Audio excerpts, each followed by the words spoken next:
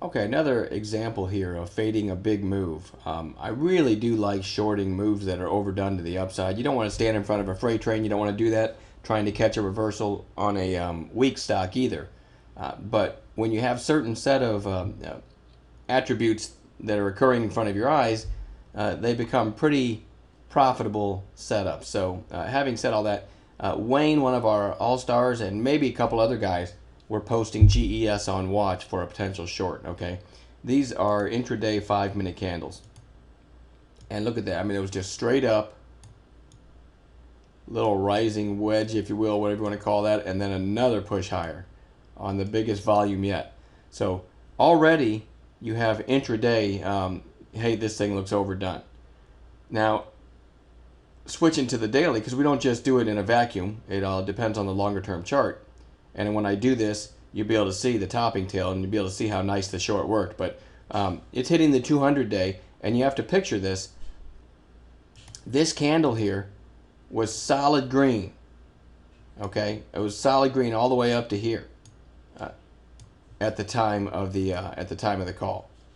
So we had a huge move, and if you look on this chart, you don't see any green candles from here to here, this kind of range.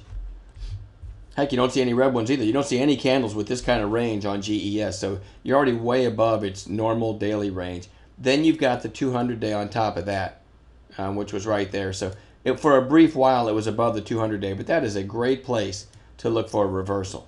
Okay, so let's go back to the intraday candles. Okay, my first attempt at this, and trading lesson there too, is the first attempt doesn't always work, but when you've got that feeling that, hey, I've got something that should get all my focus, you can play them again. Okay, my first attempt at this was just shorting over this little baby 5-minute candle with a stop that tight.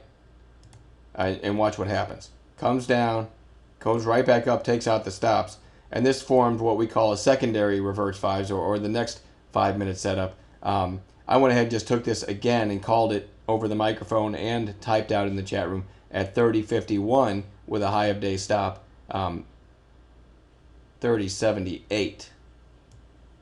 And so there's the trigger again, and that was it. That was the high of the day.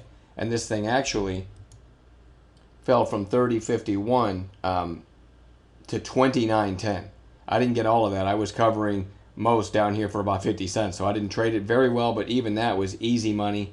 And then you end up with this big void up here now, and it's kind of nice to look at that and say, hey, shorted that right up there near the top. And it's just it was a combination of teamwork in the chat room, because I wouldn't have seen that if Wayne hadn't posted it, and then trying it a couple times till you find a proper entry. But that's a really nice short setup right there.